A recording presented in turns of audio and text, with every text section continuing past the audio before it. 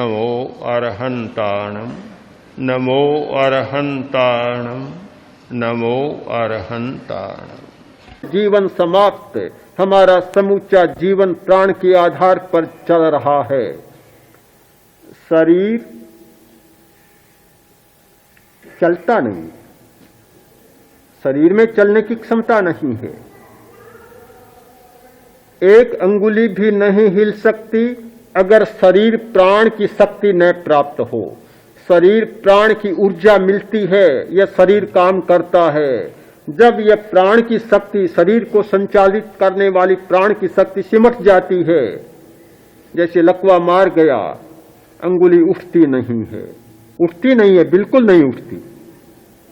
संदेह हो जाता है कि क्या हो गया, शरीर बिल्कुल नहीं उठ रहा है। जब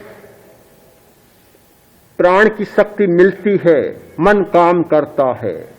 प्राण की शक्ति मिलती है, आंख काम करती है। प्राण के द्वारा हमारी समूची जीवन की यात्रा संचालित होती है। प्राणधारा न रहे, जीवन समाप्त हो जाए।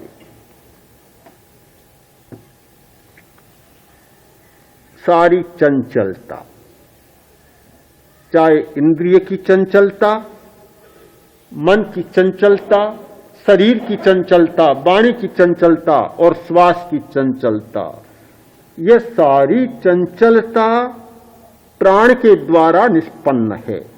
प्राण संचालित कर रहा है, चंचलता को पैदा कर रहा है।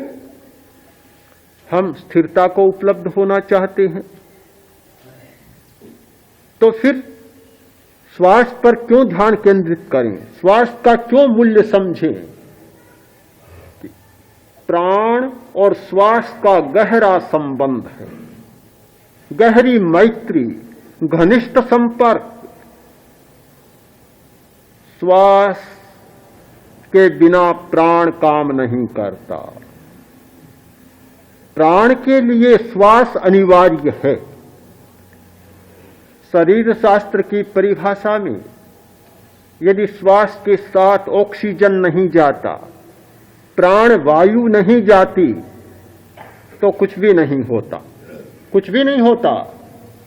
आपका फेफड़ा रक्त की सफाई करता है, किस आधार पर? ऑक्सीजन के आधार पर। आपकी कोशिका ऊर्जा को पैदा करती है, विद्युत को पैदा करती है। हर सेल, हर कोशिका ऊर्जा पैदा करती है ऑक्सीजन के आधार पर। मस्तिष्क क्रियाशील बना हुआ है ऊर्जा के आधार पर। इस विद्युत के आधार पर, ऑक्सीजन के आधार पर। ऑक्सीजन मिलता है तब तक प्रत्येक शरीर का अवयव, छोटा या बड़ा, क्रियाशील होता है। और जब ऑक्सीजन मिलना बंद हो गया, फिर काम नहीं चलेगा। यदि कुछ सेकंड ही ऑक्सीजन मिलना बंद हो जाए, तो आदमी मूर्छित बन जाएगा, चाहे अनचाहे समाधि की अवस्था में चला जाएगा, मूर्छित समाधि की अवस्था में चला जाएगा। प्राण को काम करने के लिए प्राण वायु चाहिए, ऑक्सीजन चाहिए, और उसकी सप्लाई करता है श्वास। हम श्वास लेते हैं, श्वास के साथ साथ ऑक्सीजन जाता है, प्राण वायु जाती है। यदि कोई श्वास न ले, तो फिर प्राण वायु भीतर नहीं जाएगी। प्राण वायु नहीं जाएगी तो प्राण शक्ति अपना काम नहीं करेगी।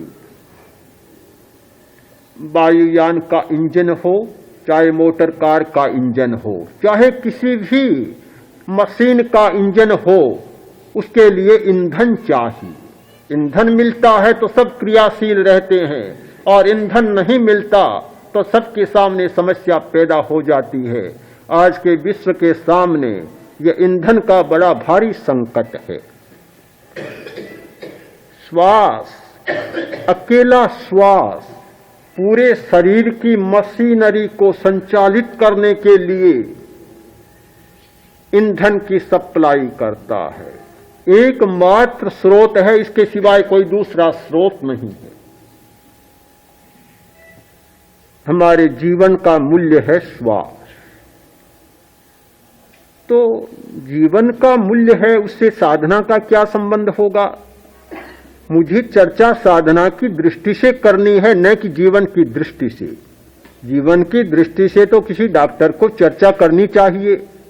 मैं तो कोई डॉक्टर नहीं हूं, मुझे कोई शरीर शास्त्र की चर्चा नहीं करनी है, मुझे तो समाधि की चर्चा करनी है। तो समाधि की दृष्टि से क्या मूल्य है? प्राण संचालित होता है, चंचलता बढ़ती। चंचलता के दो हेतु हैं,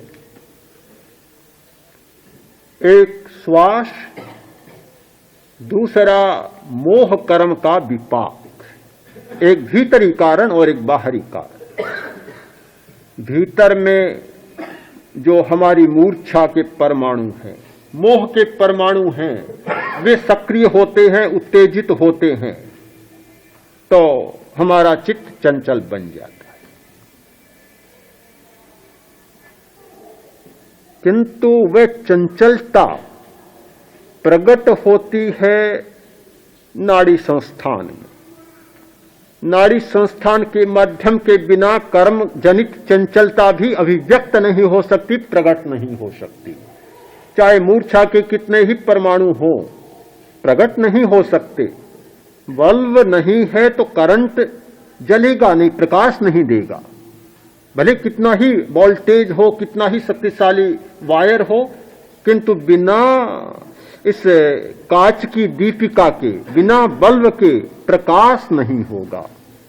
हमारे भीतर के मोह के परमाणु कितने ही सक्रिय हो, कितने ही उत्तेजित हो जाएं, किंतु नाड़ी संस्थान में चंचलता नहीं है तो वह चंचलता प्रकट नहीं हो। नाड़ी संस्थान को सक्रिय होना, चंचल होना जरूरी है। नाड़ी संस्थान को सक्रिय चंचल बनाने के लिए प्राण का चंचल होना जरूरी है, और प्राण की चंचलता के लिए श्वास का चंचल होना जरूरी है। सारा आखिर संबंध जुड़ता है श्वास के साथ। हमारी जितनी तरंगें उठती हैं, काम की तरंग,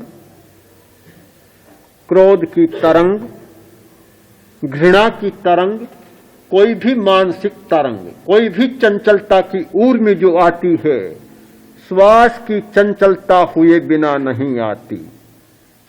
क्रोध आता है तो श्वास तेज हो जाता है, या श्वास तेज होता है तो क्रोध आने की स्थिति बन जाती। श्वास शांत होता है तो आवेग शांत हो जाता है, और आवेग शांत होता है तो श्वास शांत हो जाता है। दोनों का गहरा संबंध है, गहरा संबंध।